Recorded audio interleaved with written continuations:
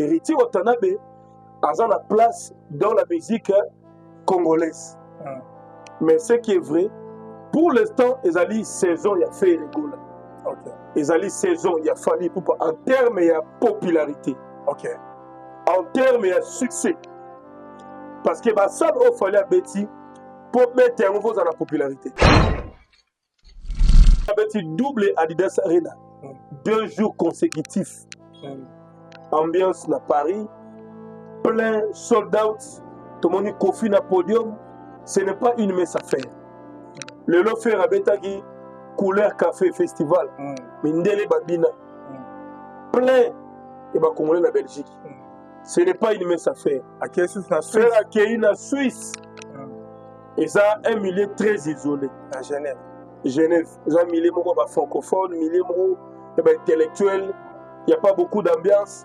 Mais faire Rabetagi, ça a 10 000 places. Plein à craquer. Débordement. Donc, ils ont force artistique. Et faire après ces choses où date, il y a déjà rien. 16 000 à 18 000 places. La Belgique. Vous comprenez? Donc, ils ont des voix. Il faut avoir la force musicale, il faut avoir la popularité, il faut avoir la base solide. Alors, Wata a progressé. Wata progresse lentement et sûrement bien. Évidemment, il comme batricage. S'il faudrait faire jouer un concert de solidarité pour la paix à l'Est, mais il faut attendre pour les musiciens. Comment est-ce que dans ça l'événement qui parle sur la paix à Congo, Totika ambassadeur culturel pour faire le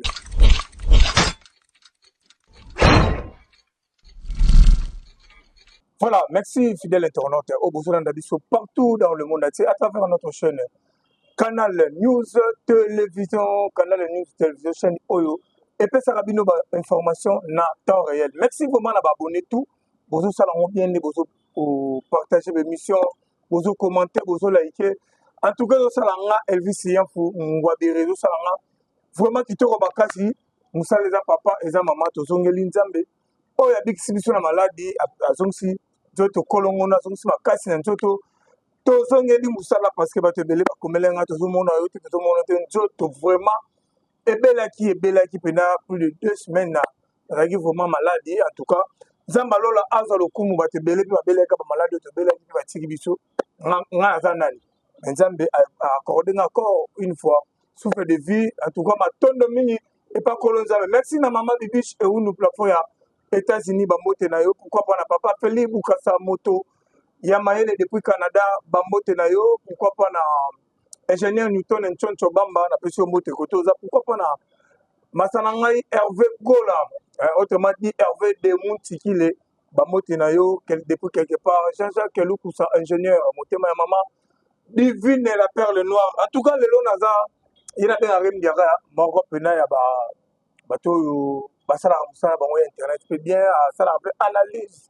Musical vraiment qui toko makasi na kombo ya Jérémy Lemba en tout cas na séparé parce que azara soki azo loba ozo sentir mutazo dégager sagesse na intelligence eza kati na yitro mais dans solo mo muke to moni ki la coste aligné ba problème té na papa veut faire rigola ni kaboloni na abi azara na problème na faire mais faire ndako tina rabatu ne ba finga batu to koye ba pe billetterie ya faire rigola et comme na niveau nini to mona ki peut faire rigola salaki conférence de presse na ye na mboka ya Belgique azalaki wana toko meko sola nono makambo wana zala branché connecté et comme ça là vraiment kitoko Steve surtout ça nous même langage ofungola ngana coach déjà invité nanga Jérémy Lemba ba Jérémy bonjour à toi mon estimé confrère Elvis Yanfou Jérémy Lemba. En tout cas merci pour cette invitation. Ça fait très longtemps que vous allez sauter. Vraiment. Alors, je vais quand même d'abord remercier le bon Dieu, les maîtres des temps et des circonstances, les créateurs incréés, le Dieu tout-puissant. Je pense qu'à Batelinganayo, tu l'as dit que tu étais fortement malade. Vraiment. Mais grâce à Dieu, on retrouvé santé. Donc, il faut tous à la prudent. C'est ça. Et malgré tout ce que nous avons, peu importe la situation, il faut toujours louer l'Éternel. Très bien. Il faut les remercier, il faut les louer parce que oh, Aleki Azate. Merci beaucoup. Voilà, Jérémy, quand on fait une parenthèse,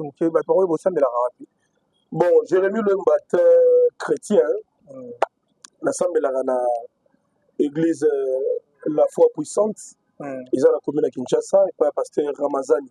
Ok. La PC Mbote, Naza un bon croyant. Ok. J'aime Jésus-Christ. C'est notre Seigneur et Sauveur. Naosa la moins fort qu'au Tambola selon Mibé Konaï. Donc c'est un peu ça en fait. Voilà, en tout cas, tout semble la rançon de ça la passé et ça la qui tourne parce que tu as fait ça souffrir de vie. Pour de tout solo, tout ça va te masumu, sumu ka ernio sur Nzambe. Beaucoup plus quand tu pries, tout ça ngane mawanzambe. C'est ça. Parce que ce que déjà mawanzambe s'est manifesté dans la vie na yo. Tout ce qui était bloqué est au fond. À la longue, on peut rompre mon sang. La bonté est serviteur de Dieu. Ils ont les gars temps en fait. Beaucoup sont appelés maître spirituel. Je te dis que beaucoup sont appelés, mais peu sont élus. Dans un élu de Dieu, je m'appelle Jérémy, mon entier Badi Moussa, on a sali pour l'évangélisation. On a eu le temps de faire plusieurs émissions avec les serviteurs de Dieu. Tout évangéliser puis à travers nos émissions. Plusieurs émissions puis à travers maître spirituel. Sauver âme Batebele. Oui, les maîtres spirituels, ils ont la cadre moi business. Ok. Je suis responsable d'un média, d'une télévision qu'on appelle Équilibre. Ils ont les chaînes commerciales. Ok. J'ai une équipe technique, Nazana Bateau, Bazarana Bisso, c'est un transport, c'est une motivation. C'est ça. Alors, dans le passé, jadis, on recevait tout le monde. Ex-magicien, un homme spirituel, pasteur, évangéliste, prophète, et ainsi de suite. Mais les lots, esprit, mémoire. C'est un peu difficile avec le temps, tout cela est au légal.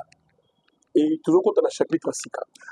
Voilà, tout quand on a chapitre 6. Et ça, bien, ma casse, on a témoin, je veux bien, surtout là, passer rebelle vraiment. À ça, l'évangélisation, ma casse, ils ont mal à Kanisela. Amen, amen, amen, amen. Et ça, là, vraiment bien, parce que vous voyez place au Rolo, ils ont fait un Zambé. Rolo n'est pas un Zambé, il y a un foot à la bateau, donc ils ont vraiment qui tout quand vraiment dans mon bocon, on est dans le bac de la sommaire, je ne sais pas si on a qui émission, il y a confrère dans le papier Moma, ou il y a un qui dit la cause, tout n'a qui est, au gros, c'est un message, pour une affaire rigolo, parce que papier Moma, Nicolas, c'est la rôle, il y a un sangi ça va musicien. Même dans sangi ça qui déplique na fabukas. Pour le loba ça les séparable. On a posé un ranking il y a fait rigolo na la coste et le on va son andenge bazaki ba frère. La coste à le bien dans la première faire était mais à regarder faire atindara batu ba fingara. Voilà, merci pour la question Elvis Yanfou. Je crois que l'initiative de réunir nos artistes c'est une bonne chose. Okay. Parce que d'habitude, il y a un conflit moraux inutile. Jalousie mal placée, parce que tel ou tel autre, ça va être bien, Azoé va bien, Azobina bien, Azobeta va concert bien. Il y a une incapacité ou bien il y a un temps à ôter. Et comme les ont dit, il y a un problème, tu vois. D'habitude, il y a un conflit moraux inutile. Alors, là maintenant, il faudrait savoir que Frère Gola, sur cette émission de Minga Sala, il parle bien pour tout le monde. Ok. Claude en général. Alors, la Rawata bien, la Lacoste bien, alors la Rabamasta n'est presque tout à Calabien, parce que c'est le scram et consort. Mais Lacoste, à un moment donné, on l'avait tous remarqué. À comment la colère il y a fait. Bon, ça se comprend parce que Frère Azora, Blaise Créateur. Ah, ok. Frère Azora, Blaise Créateur, Blaise. Il dit passion à mon pas la coste. Ok. À Salaratri, Bolanda Kitoko na été à Belaka. Et la musique. Avant qu'il y ait la coste. Bon, dans le contexte, nous sommes tout redéfinir. Ok. Et vous appelez la coste, et vous appelez Msoussou. Ex Moroboye, et vous appelez Msou Mbandane Moroboye, et vous appelez la leçon Moro général. Très bien. Au Blaise Créateur, après ça, la chanson. Depuis lors, il dérangeait la coste. Les gars, Blaise Créateur, on a dit le rôle là. L'animateur principal est la Costa General Fafir. Il va avoir un problème. À créer guerre, à Emilia Ferré, après chaque concert, après chaque événement, tout le monde a chrétien Ferré. Maintenant, il n'y a pas de la production de la photo. Ok. Quand on s'est mesuré la photo, à Monique, il ne pèse pas. Ok. Abimi poids mouche. Concert et bétami chaotique. Concert vide. Public exalté. Ndomoni. Il a compris que il faudrait être bien avec tout le monde. Okay. Si la cause était en bonne relation avec Fer, et Bagolo, concert Nebele. Oui. Bagota concert vraiment mon bon. Mais on va soutenir hier, clan Wenge, c'est la famille. Bah Warrior va capricier. Ok. Est-ce que mon Warrior a concert à vie à Costa? Bah il fallait me taper ça des visas. Après c'est des visas, c'est une bonne chose. Mais est-ce que le public a fallu baya? C'est ça le problème. Bato bazara faire bazara très solidaire. Tout le monde a public à faire un concert à ensemble. Le Lopé Kofi a fier avec si Bagolo dans un concert à hippodrome. Au monde a commencé que va sauver honneur et à Kofi. Très bien. La cause ne savait pas que faire dans combattre un jour à soutenir la paix d'une manière ou d'une autre, même à travers ses fanatiques. Actuellement, Ferrego est populaire. Il a une base solide. Qui sont des Gaulois, des gladiateurs. Ferrego était dans le concert. Mais ce public n'est pas y. C'est un succès. Donc la cause a compris maintenant que la paix est plus durable que la guerre. La paix est plus importante que la guerre. Donc on dit à cesser le fait d'une manière sage. Et ça aussi, je l'encourage. Et puis ça est une leçon. Faire, peu importe, un musicien à yo, faire, pour faire. L'obéla est comme un adulte, comme un véritable sage, et la vie continue. Voilà, ce qu'on a n'a pas la cause, n'a pas à faire, Moutaï, qu'on s'excuse, n'a pas à Bagolo, à Barossa la. Mais moi, je pense que Ferré n'a pas de problème contre lui, hein, parce que Ferré, son talibien, la dernière émission, ça va top Congo. Il a bien parlé de la cause de Moketonga. Donc, j'ose croire que message, il y a Mawao, la cause Tindi, et comme il fait, et puis Ferré va aussi le considérer. Donc, c'est ça. Voilà, en tout cas, on a dit non à son mère, tellement qu'il t'a coupé dans sa sagesse, l'intelligence, et ça vraiment, la place, en tout cas, moi, je dis dans une émission sans polémique, toujours ça, la analyse musicale, et ça, vraiment, qui t'a coupé, en tout cas, tout le monde peut arriver à faire go la Belgique, voilà, ça l'a eu moi, après de presse, voilà, c'est l'organisation, il y a des poto, l'organisation qui t'a connaît tout le monde a appelé à Kina, et ça, là, comment? Bon, Likambu a fait la conférence de presse, je pense que ils ont malamou parce que c'est dans ses habitudes, non? Il vient annoncer juste que concert à les 7, ils allaient confirmer. Donc, Robinho pas dans la concert. Robinho, le même jour, avant la concert, qu'on a côté à France. Qui a calé Ferré. Ils ont un producteur à manager. Que Dembélé d'être ferré, pour la moins force. On va voir, ils ont un premier test. La cause avait beaucoup parlé avant, tout le monde est résultat. Mais j'en profite aussi pour féliciter notre frère, Gieska Fabulous. Fabulous, il a bien joué, la monnaie quand même, il aime le monde, un grand public, ça fait plaisir. Hein? Et ça lit bien. Donc, Robin a dit bonne chose à lui. Congo quand même, gagné. C'est le Congo qui gagne, mais la monnaie a combien quand même pour sonner mon pied dans Bagolo, mais est-ce que Bakoya? Pour ce Bagolo, il n'a pas communauté. Est-ce que Bagolo va vous aller? C'est ça. Vous comprenez? Maintenant, c'est là où les bas blessent. Voilà, Jérémy Louemba, Tozanae, Tozo qui est depuis là, ma soeur, qui tout le monde est lopé, grand frère, un petit naïe, moi, le romo, et puis ça vient de mon ami, sorti médiatique, il y avait la mission Montaïa, vous, Marie-Paul, mon vieux de tout le temps.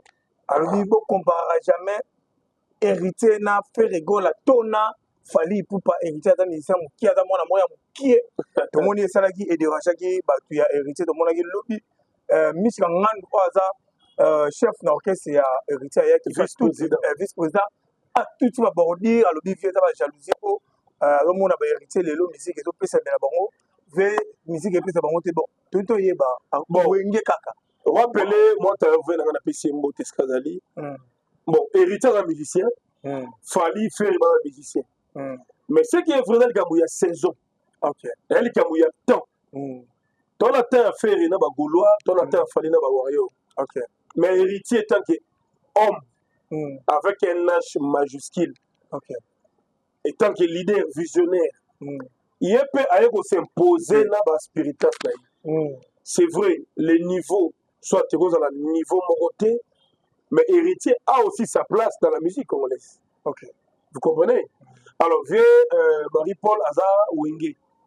Wenge Tambolana 12. Wenge Zana la réalité belle. Ok. Héritier chante bien. Héritier se positionne pas mal. Parce que Azar, parmi les leaders Oyololo, Azar a facilité en son Bamoutuka à caber les musiciens. Azar, parmi les leaders Oyomona, Azar a facilité un groupe visa. Pour que tournée européenne, Bozomi. Bien que Belé Bazo Kima Kimanabango, mais à garder au Saturne. Donc, héritier Watanabe a la place dans la musique congolaise. Mais ce qui est vrai, pour l'instant, ils ont dit saison, il y a fait rigolo. Ils ont dit saison, il y a fallu en termes de popularité. En termes de succès. Parce que ça, il fallait Betty pour mettre un nouveau dans la popularité. Très bien. Ça, il fallait Betty. Je prends l'exemple de rôle à Core Arena, ING Arena, You Arena, Ovo Arena. Il faut, et aussi un niveau, popularité, succès, des bonnes chansons, pour qu'on affronte un mot. Et là, ça, il faut faire un bête à poto. Pour l'Ongola, il faut appeler la popularité. Très bien. Faire un petit double Adidas Arena, 2 jours consécutifs.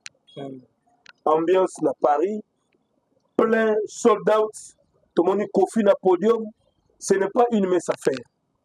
Le lot fait Rabetagi, couleur café festival, Mindele Babina, plein, et bah Congolais la Belgique. Ce n'est pas une mince affaire.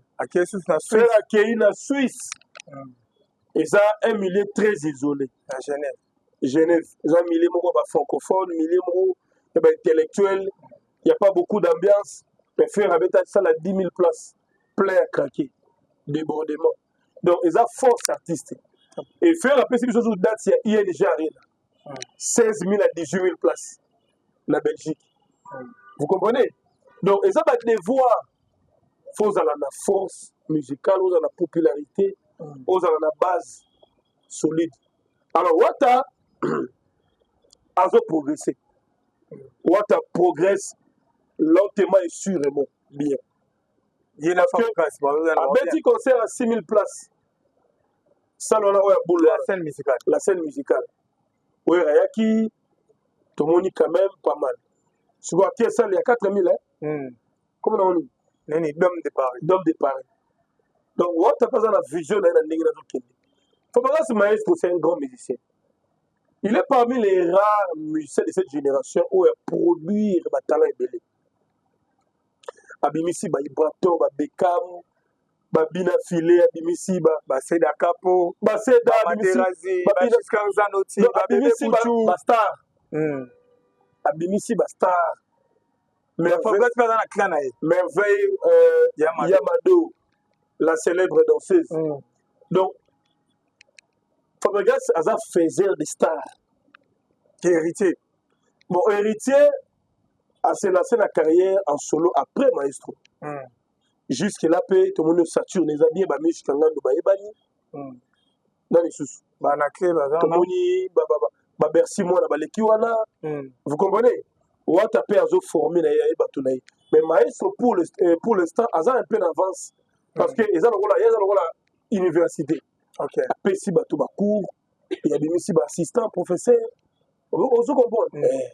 Et puis, Maestro, dans le répertoire, Makassia. Togo sanate ba li fogo mama benga yu azana banzembo ba tabita azana banzembo bele marqué pour tout. Donc azana banzembo est marqué génération na biso ba rumba solo. Musicalement parlant ba musicien on peut toujours les comparer. Mais chacun a un style naé, a une œuvre naé, un chef d'œuvre naé et c'est comme ça la vie. Vous comprenez?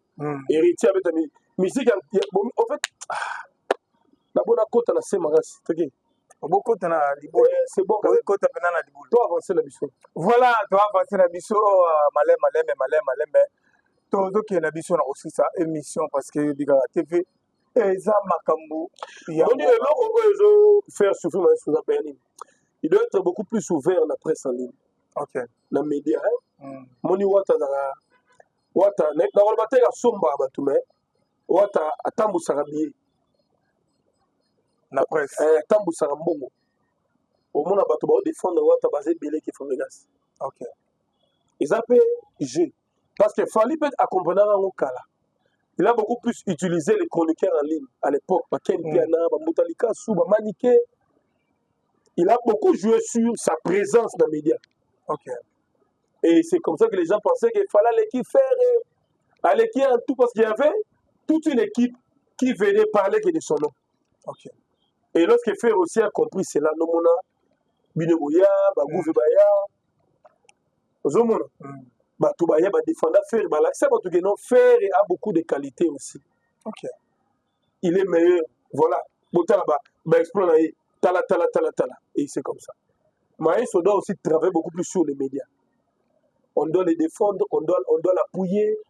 C'est très important. C'est très important. En tout cas, CG Yves Siloulou, on est Maïs au Fabio. En tout cas, message comme la yo.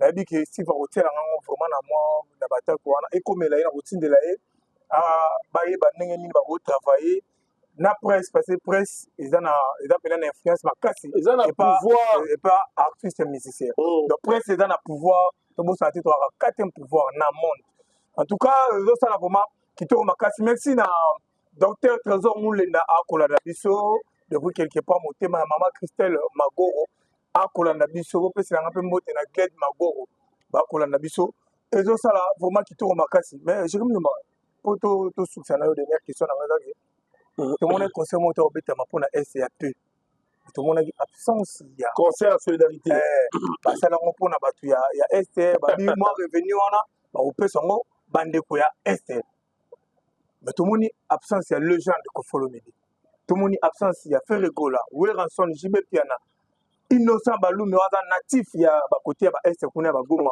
to moni ba ngote mais c'est comme si il dérangeait moi couche ba to mususu et net c'est qui concerne moi ya coterie.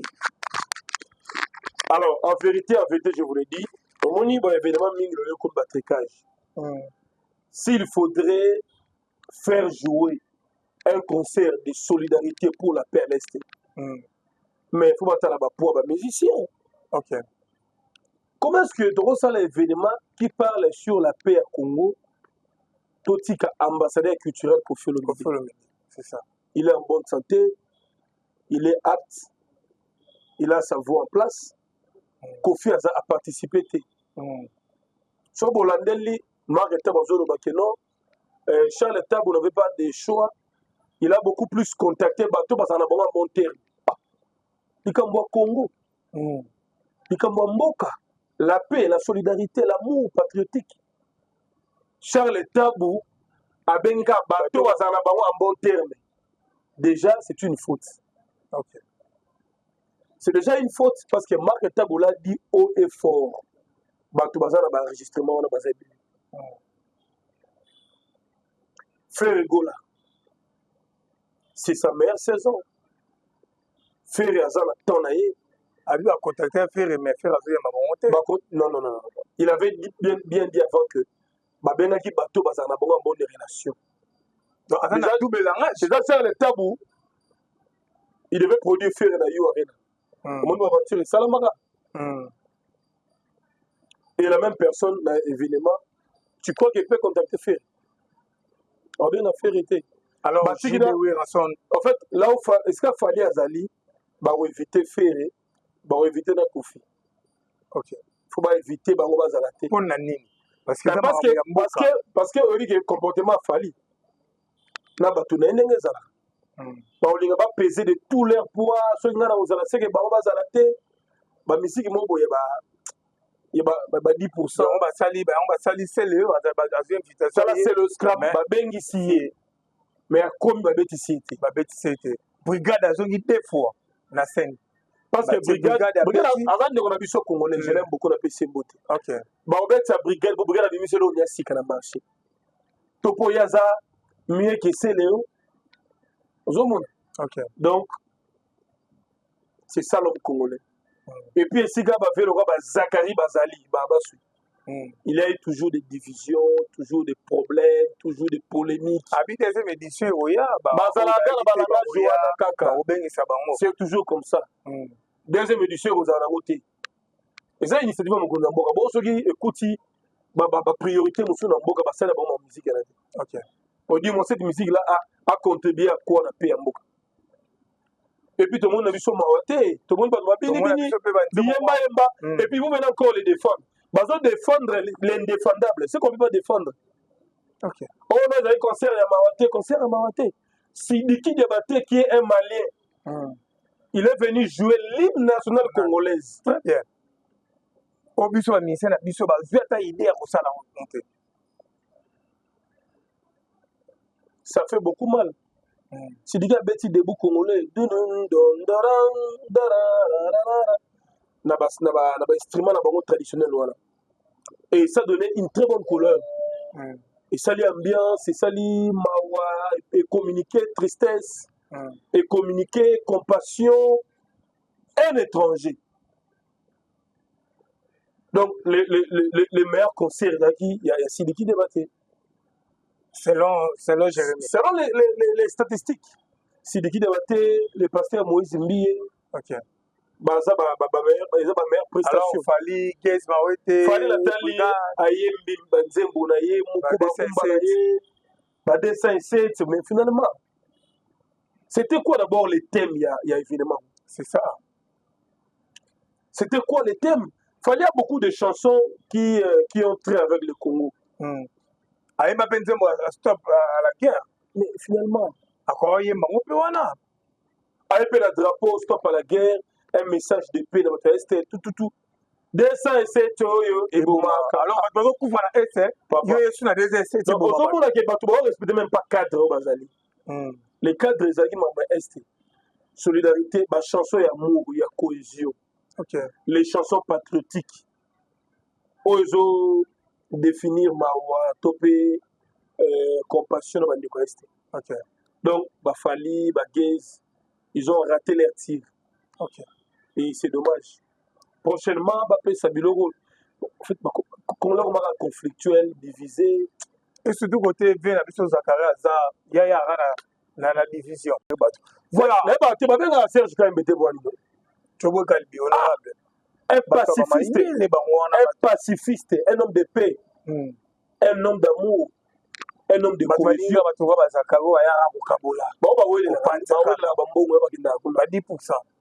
Benga ba problème kendité pour nani bato mayele bato baza na nerf solide qui n'ont pas de parti pris wana bato ba bien le roi ba faire ba tato titenge c'est pela rani ma benga été parce que bango baza logique Congo tambola bato loyenge bato lokoso Congo c'est comme ça malheureusement ça fait beaucoup mal quoi. Merci mon frère.